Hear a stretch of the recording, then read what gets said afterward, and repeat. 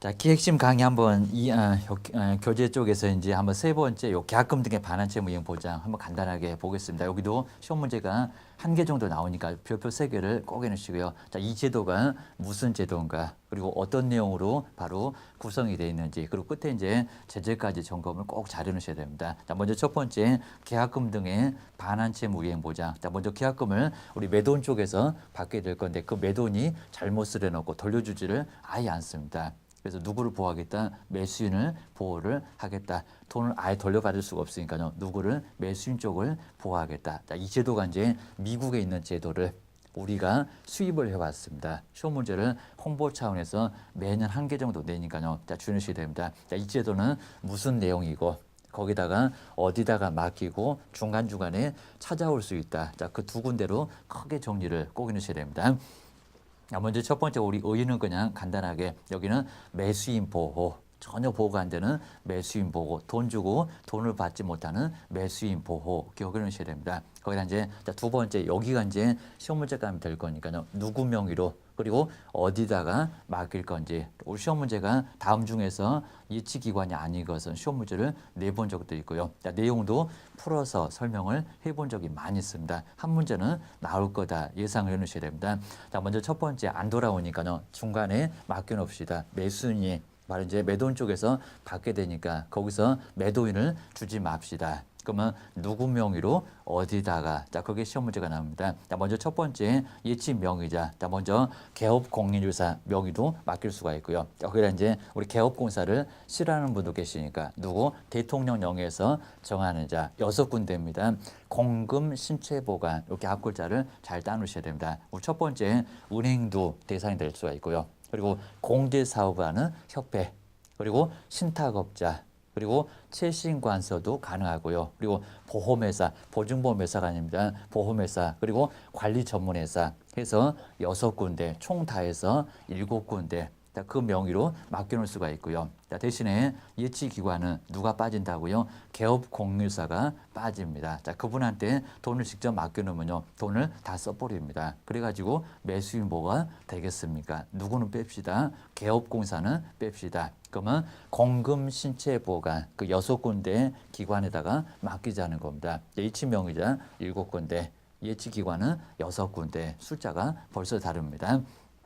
그 정도가 이제 하나 정도 예치가 벌써 하나가 나올 거고요. 매도인 조사 안 돌아오니까 맡깁시다. 예치 명의자 누구, 예치 기관은 어디냐. 거기가 시험 문제가 나오게 되고요. 그리고 이제 중간중간에 매도인을 위해서도 중간중간에 빼서 쓸 수 있도록 하자는 겁니다. 그러면 또 빼서 쓰죠. 그럼 결국에는 매수인 보고 안 되니까 보증서를 발행합시다. 잘못되면 보증기관 등에서 다 내주자는 겁니다. 자, 첫 번째 보증서를 누가 발행할까요? 딱 두 군데입니다. 첫 번째는 금융기관. 그럼 금융기관은 예치 명의자, 그리고 예치기관, 그리고 보증서 발행기관에 모두 나옵니다. 약방의 감초. 기억을 꼭 해놓으시고요. 그리고 이제 우리 보증서는 보증보험 회사에서 발행합니다. 그냥 보험회사가 아니라 주의하십시오. 예치 명의자, 예치 기관에는 보험회사, 생명보험, 화재보험 대신에 보증서는 보증보험회사. 라고 꼭 주의를 꼭 해주셔야 됩니다. 그리고 이제 그 보증서를 누구 주고 찾아올까요? 여기가 가장 시험 문제가 많이 된다고 했습니다. 예치 기관이라 예치 명의자 딱 이 정도면 됩니다. 기억을 잘 해주셔야 됩니다. 거기다가 세 번째가 이제 제재를 잘 기억해 놓으시고요. 제재는 이제 개업 공인중개사 명의였을 때, 먼저 첫 번째 왜 약정 안 하냐입니다. 약정을 하여야 한다. 무슨 약정입니까? 인출의 방법이나 그리고 실비 달라고 합니다. 그 실비를 누가 부담을 할 건지, 은행 등에서는 맡길 때 돈을 달라고 할 거니까요. 바로 실비를 누가 부담을 할 건지. 자, 보통은 매수인 쪽에서 구합니다. 자, 먼저 그거 맞는지 확실한 약정을 하라는 겁니다. 그 약정을 안 했을 때 제재, 업무정지를 당할 수가 있습니다. 해석을 통해서 이제 나중에 제재가 가해지니까요. 별표가 1개월 시험 문제가 다 나왔고요. 그리고 이제 통장 하나 따로 만들어서 분리를 하라는 겁니다. 분리해서 관리 안 했을 때도 업무정지. 그리고 동의 없이, 거래 당사 동의 없이 막 뺐었습니다. 그게 누구 돈인데 함부로 인출하게 되면 업무정지를 당할 수가 있다는 겁니다. 자, 은행 등에서 이제 보증서를 줄 겁니다. 맡겨놨으니까. 보증서 누구한테? 거래 당사자한테 교부하라는 겁니다. 그거 안 했을 때 업무 정지를 당한다. 자, 이 정도가 이제 시험 문제가 한 개 정도 나올 거니까요. 첫 번째 예지 누구 명의로 어디다가 중간중간에 우선 수령, 미리 수령.